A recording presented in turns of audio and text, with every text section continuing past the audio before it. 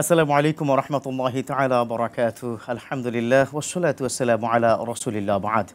সুপ্রিয় দর্শক, দেশে কিংবা দেশের বাইরে যে যেখান থেকে দেখছেন এই মুহূর্তে আপনাদের প্রিয় চ্যানেল RTV আপনাদের সকলকে স্বাগত জানাই, মোবারকবাদ জানাই। আমি ডক্টর ফখরুল আশিকি শুরু করছি আপনাদের সাথে নিয়ে আয়োজন, আপনাদের জন্য আয়োজন সরাসরি প্রশ্নোত্তরমূলক অনুষ্ঠান প্রাণ নিবেদিত প্রশ্ন করুন। প্রিয় দর্শক, আপনারা জানেন যে প্রতিদিন আপনাদের অনেক প্রশ্ন আমরা নিয়ে থাকি এবং তার জবাব দেওয়ার চেষ্টা করে থাকি। আপনারা যারা এই মুহূর্তে দেখছেন RTV স্ক্রিনে একটি নাম্বার দেওয়া রয়েছে, আপনারা এই নাম্বারে যোগাযোগ করুন, ইনশাল্লাহ আমাদের পেয়ে যাবেন। আমরা চেষ্টা করব প্রশ্নের জবাব দেওয়ার জন্য।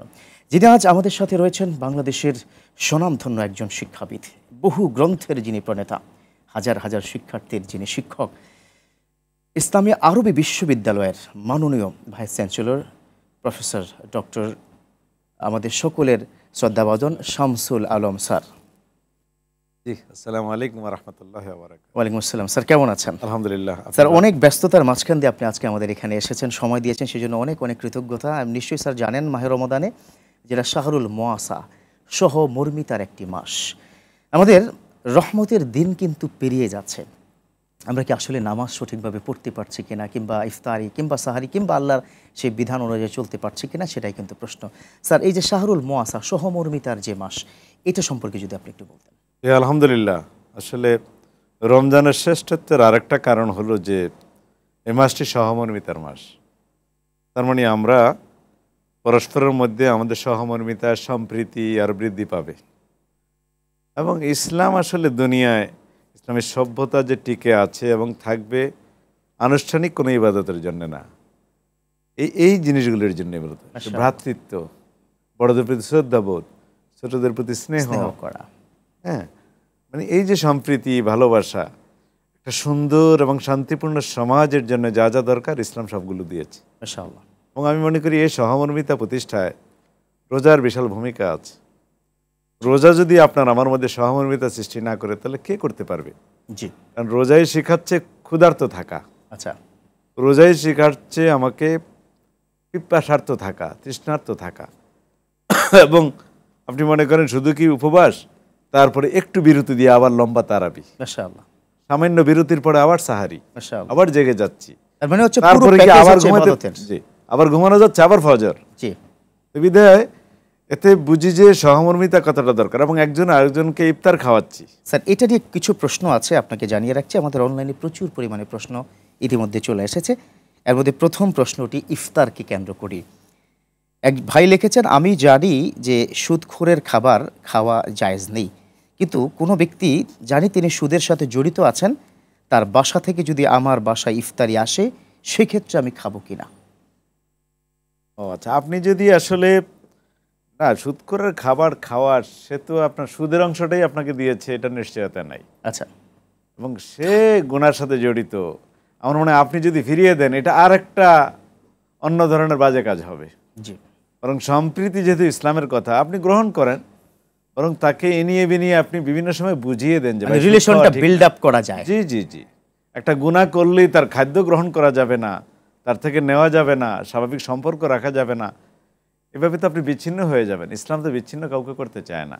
শাহরুল মুআসা যেটা, তার মানে হচ্ছে সহমর্মিতা, ভালোবাসা, হৃদ্যতাপূর্ণ একটা সম্পর্ক। এখানে আরও একটি এভাবে প্রশ্ন এসেছে যে আমি আমার প্রিয় ভাই এর সাথে সম্পর্ক দীর্ঘ বছর ধরে একসাথে চলাফেরা, যেহেতু তিনি আমার রক্ত সম্পর্কের ভাই, কিন্তু তার স্ত্রীর কারণে আমাদের সম্পর্কটা এখন আর ভালো যাচ্ছে না, এক্ষেত্রে গুনাহটা কার হবে?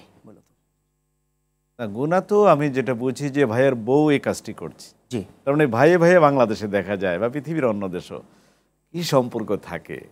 আমরা মাঝে মধ্যে ফেসবুকে দেখি ছোটবেলায় এক ভাই এক ভাইয়ের জন্য জীবন দিতে চায়, সুবহানাল্লাহ, কিন্তু ঘরে যখন বউ আসে তখন দ্বন্দ্বগুলো শুরু হয়। তো গুনাহ তো আমি মনে করি যে শুরু করে অন্যায়ের শুরুটা যে করে যে বাঁচিয়ে রাখে, তার ঘরেই যাওয়ার কথা। আচ্ছা, এই জন্য সবাই এই ইসলামের সম্প্রীতি, শাহরুল মুআসা, এগুলি বেশি বেশি পড়া উচিত, জানা উচিত। এবং আমাদের এখানে হয়ে গেছে কি, আমরা অনেকটা আনুষ্ঠানিকতা নির্ভর হয়ে গেছে, মানে ধর্মটা আনুষ্ঠানিক ধর্ম হিসাবে আমরা দেখে থাকি। এটার যে ভিতরগত আত্মিক আন্তরিকতাপূর্ণ যেটা কতগুলি বিষয় আছে, অন্তর্নিহিত বিষয়, একদম সেগুলিকে আমরা অনেক সময় অনুধাবন করতে চাই না, করি না। এবং আপনি দেখেন এই রোজা নামাজ নিয়েই তো আল্লাহ রসুল সাল্লাল্লাহু আলাইহি ওয়াসাল্লাম পৃথিবীর সবচেয়ে বড় পরিবর্তন ঘটাইলেন না? হ্যাঁ, মাশাআল্লাহ, নিশ্চয়ই। আবু বকর তো আপনার আমার মতোই, হযরত ওমর রাদিয়াল্লাহু আনহুম, ওনারা তো আপনার আমার মতোই রক্ত মাংসের মানুষ ছিল। বিদে কর্মসূচি এগুলি, এই সালাত, এই সাওম, এই ইফতার করানো, তারা যদি সোনার মানুষ হতে পারে, যদি সোনালি একটা যুগ হয়ে যেতে পারে, আপনি আমি কেন পারবো না?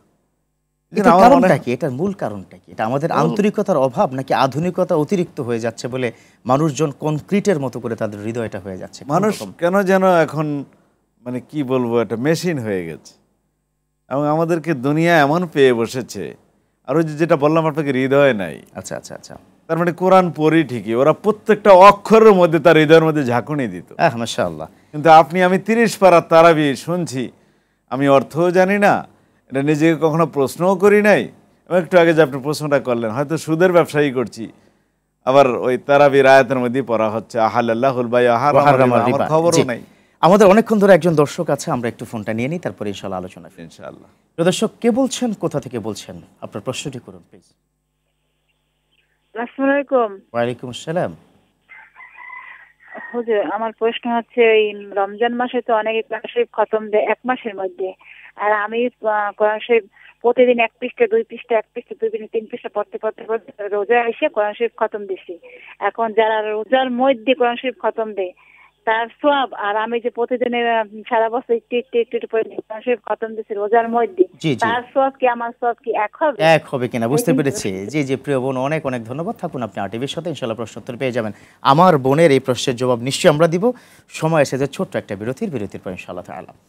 প্রিয় দর্শক, দেখছেন আপনাদের প্রিয় চ্যানেল আরটিভি এবং আরটিভির বিশেষ আয়োজন, নিয়মিত আয়োজন প্রাণ নিবেদিত প্রশ্ন করুন। এ পর্যায়ে নিতে হচ্ছে ছোট্ট করে বিরতি, ফিরছি কিছুক্ষণের মধ্যেই।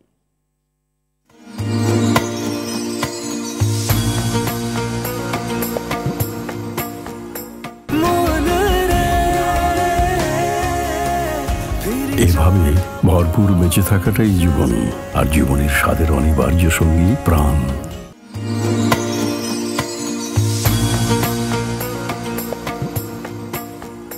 আলহামদুলিল্লাহ, প্রিয় দর্শক, ফিরে এলাম বিরতির পর। আমাদের সাথে থাকার জন্য ধন্যবাদ। দেখছেন আপনাদের প্রিয় চ্যানেল আরটিভি এবং আপনাদের প্রিয় আয়োজন, আপনাদের সাথে নিয়ে আয়োজন প্রাণ নিবেদিত প্রশ্ন করুন। প্রিয় দর্শক, অনুষ্ঠানটিতে আপনাদের অনেক অনেক প্রশ্নের জবাব আমরা দেওয়ার চেষ্টা করে থাকি।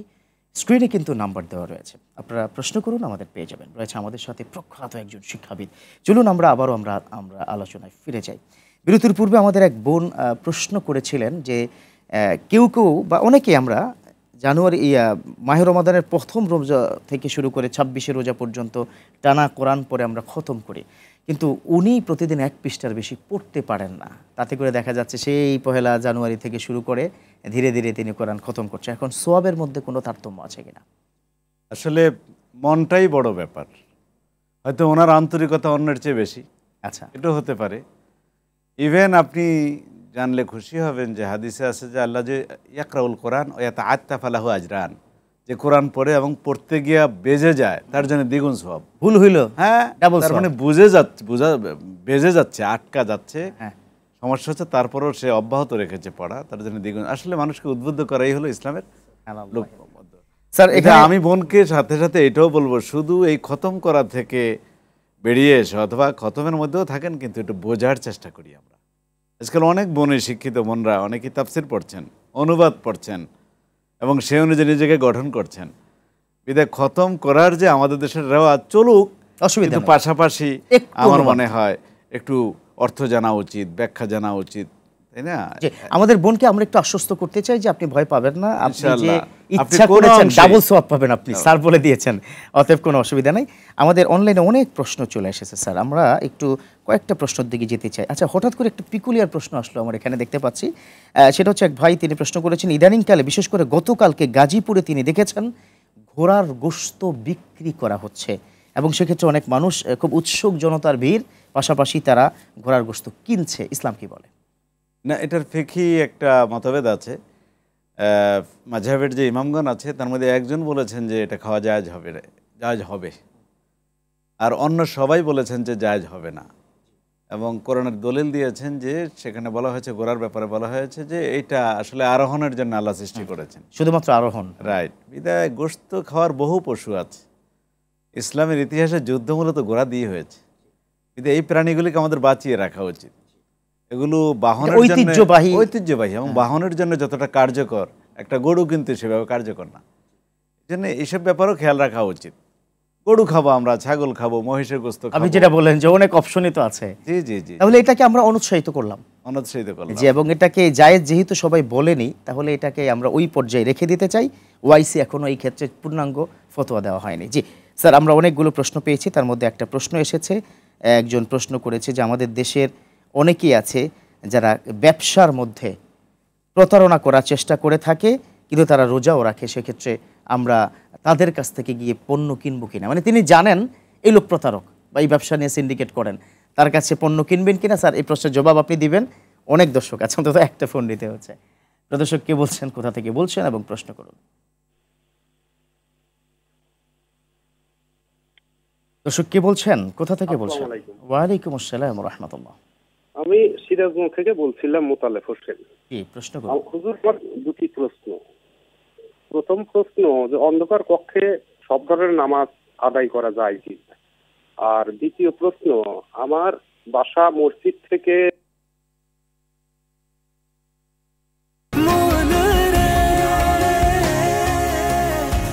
এভাবে ভরপুর বেঁচে থাকাটাই জীবন, আর জীবনের স্বাদের অনিবার্য সঙ্গী প্রাণ। প্রথম প্রশ্নটা খুব একটা স্পষ্ট হয়নি প্রিয় দর্শক। ওই যে অন্ধকারের মধ্যে সম্ভবত নামাজ পড়া যাবে কিনা। যে দ্বিতীয় প্রশ্নটি আর শুনতে পারলাম না, আপনি চেষ্টা করুন, অবশ্যই আমাদের পেয়ে যাবেন। Sir please. জি, সেটা হলো সেজদা আমি যেখানে দেবো সেটা দেখতে হবে। আমি কোথায় সেজদা দিচ্ছি সে জায়গাটা দেখা চাই। অন্ধকারের মধ্যে কেন পড়বো? ইচ্ছা করে তো পড়ার সুযোগই নেই। আচ্ছা, হঠাৎ বিদ্যুৎ চলে গেলে ভিন্ন কথা। নফল নামাজ স্যার, না যেই নামাজই হোক সেজদার জায়গাটা দেখা চাই। জি জি জি, মানে এটা হচ্ছে ফতোয়া। জি জি, এবং বিপদ আপদও হতে পারে, একটা সাপ আসতে পারে, তখন আমরা কি করব? তখন হ্যাঁ, এই জন্য সাপকে নামাজের মধ্যে সরিয়েও দেওয়া যায়। এই জন্যে ইসলাম তো অযৌক্তিক কোনো জীবন ব্যবস্থা না, ইসলাম যৌক্তিক জীবন ব্যবস্থা। আমরা কেন সেজদার জায়গা দেখা উচিত, একদম অন্ধকারে পড়া উচিত না। জি, চমৎকার স্যার। এর আগে আমি যে প্রশ্নটা করেছিলাম, এক ভাই বলেছিল আমরা জানি তিনি ব্যবসা বাণিজ্যে প্রতারণা করেন, নামাজও রাখেন, রোজাও করছেন ইদানিং, সেক্ষেত্রে তার কাছে পণ্য কেনা যাবে কিনা? না, আমাদের দেশে তো এটা এখন বিরাট সমস্যা যে নামাজও পড়ছে, তারাবিতে লোক কিন্তু কম হচ্ছে না, কিন্তু বাইরে যে অপরাধগুলো হচ্ছে এর সাথে অনেকে জড়িত। মানে এটাই অবাক লাগে যে দিন বুঝেনি, এই জন্য কোরআন বুঝে পড়া উচিত, আচ্ছা হাদিস বুঝে পড়া উচিত, এবং আত্মসমালোচনার একটা মানসিকতা থাকা উচিত। আনুষ্ঠানিক কিছু ইবাদত আপনি করলেন, আপনার থেকে চুরি গেল না, ডাকাতি গেল না, প্রতারণা গেল না। আল্লাহ রসুল বলছেন মান গাশানা ফালাইসা মিন্না, যে প্রতারণা করলো সে আমার উম্মত না। তো এই জন্য আমরা ভাইদেরকে বলবো, বোনদেরকে বলবো, তুলনামূলক যারা সৎ আপনি সেই দোকানে যান, তাকে উৎসাহিত করেন। যারা দুষ্টামি করে সেসব দোকানকে আপনি করেন। বললেন যে তাদের কাছাকাছি মিশে তাদের হেদায়েতের বাণী শোনাতে, তাহলে কি অ্যাভয়েড ওভাবে করবো? না না, যেখানে অপশন আছে, আচ্ছা আচ্ছা, দোকান আপনি কেনাকাটা করবেন, আপনি জানেন একটা লোক সৎ ব্যবসায়ী, তার কাছে যান আপনি। আমি ওইটা বলেছি যে আপনাকে ইফতার দিয়েছে সে সুদখোর, সেখানে সম্পর্ক স্বাভাবিক রাখার জন্য ইফতার নিতে পারেন। কিন্তু এই লোক তো প্রতারণা করছে, এই লোক তো প্রতারণা করছে ডাইরেক্ট, আপনি জানেন, তাকে প্রতিরোধ করা উচিত। আচ্ছা, আমাদের অনেকগুলো প্রশ্নের মধ্যে আমার এক বোন তিনি প্রশ্ন করেছেন, তিনি বললেন যে আমি গতকালকে থেকে রোজা রাখতে পারছি না কারণ আমি প্রেগন্যান্ট, এক্ষেত্রে আমি বাকি রোজাগুলোর ফিদিয়া দিতে পারবো কিনা? ফিদিয়া দেওয়া যাবে, রোজার এখন ফিদিয়া দেওয়া যায়, কিন্তু উনি তো সুস্থ হবেন একটা সময়, একটা সময় হবেন। ওর তিনটা অপশন আছে, আপনি জানেন, কাফারা তিনটা আছে, আর ওনার কাফারা করতে হবে না, তো উনি তো অসুস্থ, প্রেগন্যান্সির কারণে উনি এক সময় রেখে দিলেই হবে। কাফারা হলো ওটা যেটা জরিমানা আর কি। তো বিধায় এটার তো তিনটা অপশন আছে, আমরা জানি যে এক ব্যক্তিকে 60 দিন খাওয়ানো যায়, অথবা 60 ব্যক্তিকে একদিন খাওয়ানো যায়, চমৎকার, অথবা 60টা পরপর রোজা রাখতে হয়, সেগুলির মধ্যে আবার কোনোটা ভেঙে গেলে আবার 60টা রাখতে হয়। এটা হচ্ছে কাফারা, এটা কাফারা। আর ফিদিয়া হচ্ছে, আর ফিদিয়া হলো কাউকে খাদ্য দিয়ে দেওয়া ইত্যাদি আর কি, সেটাও করা যায়, সে অপশনও আছে। তবে আমরা মনে হয় একটু পরামর্শ বোনকে কি দিতে পারি এভাবে যে প্রিয় বোন, আপনি তো সুস্থ হয়ে যাবেন, এটা বিশ্বাস আছে আপনার, আপনি যখন সুস্থ হয়ে যাবেন তখন কিন্তু আপনি আবার এই রোজাগুলো রেখে দিতে হবে। স্যার এটাই তো বিধান। জি জি জি জি, মাশাআল্লাহ। এবং আল্লাহ তাআলা বলছেন ইউরিদুল্লাহু বিকুমুল ইউসরা ওয়ালা ইউরিদু বিকুমুল উসরা, আল্লাহ সহজ চান, কঠিন চান না। আল্লাহ তো জানেনই আমার বান্দা বান্দিরা প্রেগনেন্ট হবে, বাচ্চা হবে, তার কষ্ট হবে, অপশন রেখে দিয়েছেন। আপনি যখন সুস্থ হবেন তখন রেখে দিবেন আপনি। ফাইদাতুম মিন আইয়ামিন উখার, পরবর্তীতে। তবে মেডিকেল সায়েন্স তো রোজার ব্যাপারে খুব অনুকূলে কথা বলেছে যে আপনি যখন সুস্থ হয়ে যাবেন তখন আপনার সুস্থতার জন্য আপনি রোজা রাখেন। এই জন্য মনে হয় বিশ্বনবী আইয়ামে বীজের ঘোষণা দিয়েছেন, তাই না? হ্যাঁ, হাদিস আছে তো, সুমু ওয়া তাসিহু রোজা রাখো এবং সুস্থ থাকো। মাশাআল্লাহ। সত্যি মেডিকেল সায়েন্স কিন্তু বলতেছে রোজা রাখলে শরীর কিন্তু ব্যালেন্সে আসে। আচ্ছা, এবং হাদিসে বলছে যে সিয়াম ও জাকাতুল জাসম, শরীরের জাকাত হলো রোজা রাখা। মাশাআল্লাহ। এবং আমি ব্যক্তিগতভাবে সুস্থ থাকি এবং পেটের ভালো একটা বিশ্রাম হয়ে যাচ্ছে কিন্তু রমজানের মধ্যে। আর আমরা তো জানি যে জাপানি যে বিজ্ঞানী 2017 সালে কিন্তু উনি অটোফেজির একটা, কারণে নোবেল পুরস্কার পেয়েছেন মেডিকেল সায়েন্সে, এবং তিনি প্রমাণ করেছেন পেটকে যদি বিশ্রাম দেওয়া যায় তাহলে ক্যান্সার প্রতিশোধক একটা সৃষ্টি হয় এবং কোষগুলো মরে যায়, ক্যান্সারের কোষ মরে যায়, এক কোষ অন্য কোষকে খেয়ে ফেলে। জি জি জি জি জি, চমৎকার। স্যার, এমনি আমাদের সমাজে আমরা কি দেখে থাকি গ্যাস্ট্রিকের প্রবলেমের কারণে অনেকে রোজা রাখতে পারেন না, জি। আদৌ কি এটা সঠিক কিনা, কিংবা এই ক্ষেত্রে ইসলাম কি বলে? এটা তো বেশিরভাগ ক্ষেত্রে আমি দেখি যে আমার ক্ষেত্রে আমি তো উপকার পাচ্ছি। গ্যাস্ট্রিকের উপকারই পাচ্ছেন? হ্যাঁ, সুবহানাল্লাহ। আলহামদুলিল্লাহ। পেটে যে ঝামেলা হয়, দীর্ঘ সময় পেটকে বিশ্রাম দিলে, উপবাস যাপন করলে আলহামদুলিল্লাহ আমি তো অনেক ভালো থাকি।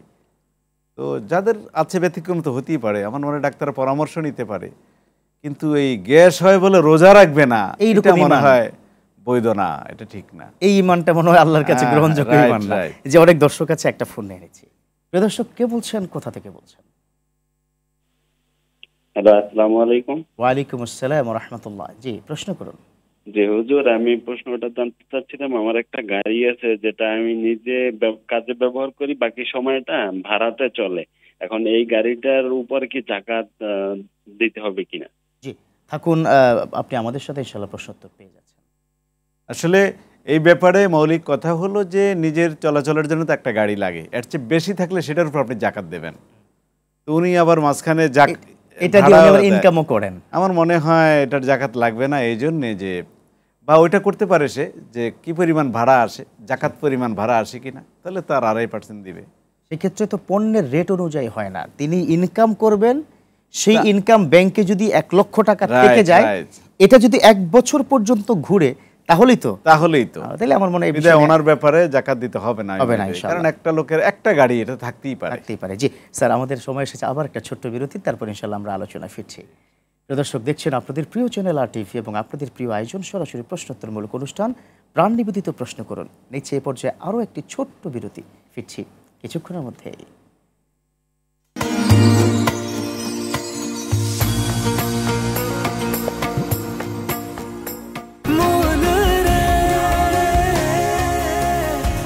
এভাবে ভরপুর বেঁচে থাকাটাই জীবন, আর জীবনের স্বাদের অনিবার্য সঙ্গী প্রাণ।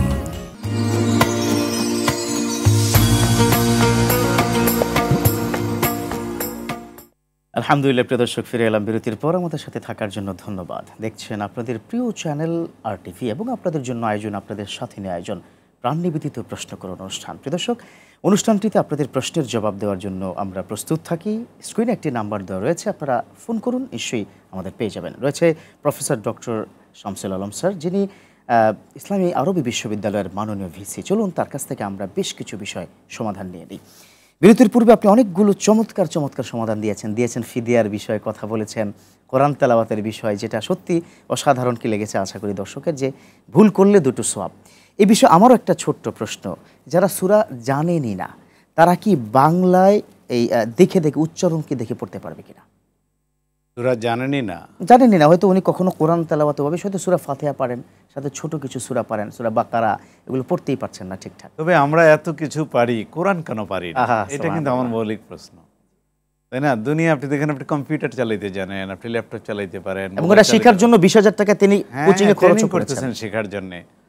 অথচ আমার জীবন যেখানে প্রশ্নের মধ্যে পড়বে, পুরা পরকাল অনন্তকাল আমাকে থাকতে হবে, তার জন্য প্রস্তুতি নাই, এটা তো ঠিক না। তো যাই হোক, এটা নিয়ে দেখলাম যে ঝামেলা আছে, যে একজন আলেম বলেছেন যে কোরআন দেখে তারাবি পড়া যাবে, পরে অন্যরা দেখলাম সমালোচনা করেছে। এগুলো থেকে বেঁচে আসার জন্য খুব বেশি সূরার তো দরকার নেই, নামাজ পড়ার জন্য 2টি সূরাই যথেষ্ট। সুবহানাল্লাহ, সূরা ফাতিহা, রাইট, তার সাথে সূরা ইখলাস পড়া যেতে পারে, রাইট, সূরা ইখলাস 2বার পড়েন আপনি। হ্যাঁ, আল্লাহ তো আপনার জন্য কঠিন করেনি। হ্যাঁ, এজন্য দেখে পড়ার চেয়ে মুখস্থ করে নেওয়া ভালো, ছোট ছোট সূরাগুলো আপনি মুখস্থ করে ফেলেন। জি স্যার, অনেক ধন্যবাদ জানাচ্ছি আজকে আপনি এসেছেন এবং চমৎকার করে বেশ কিছু প্রশ্নের সমাধান দিয়েছেন, সেজন্য আপনাকে জাযাকুমুল্লাহ খায়র। হাইয়াকুমুল্লাহ। দর্শক, এতক্ষণ পর্যন্ত যারা শুনেছেন বিভিন্ন প্রশ্ন, তারা আমল করবেন এবং নিশ্চয়ই আমাদের অনুষ্ঠানটি অন্য বন্ধুকে দেখানোর সুযোগ করে দেবেন, কারণ তিনি যদি দেখে কোনো আমল করেন সেই সবও কিন্তু আপনার আমল নামায় যাবে। প্রিয় দর্শক, এই প্রত্যাশা শেষ করতে চাই। RTV নিয়মিত আয়োজন সরাসরি প্রশ্নোত্তরমূলক অনুষ্ঠান প্রাণ নিবেদিত প্রশ্ন করুন। আজ এ পর্যন্তই। আল্লাহ হাফেজ।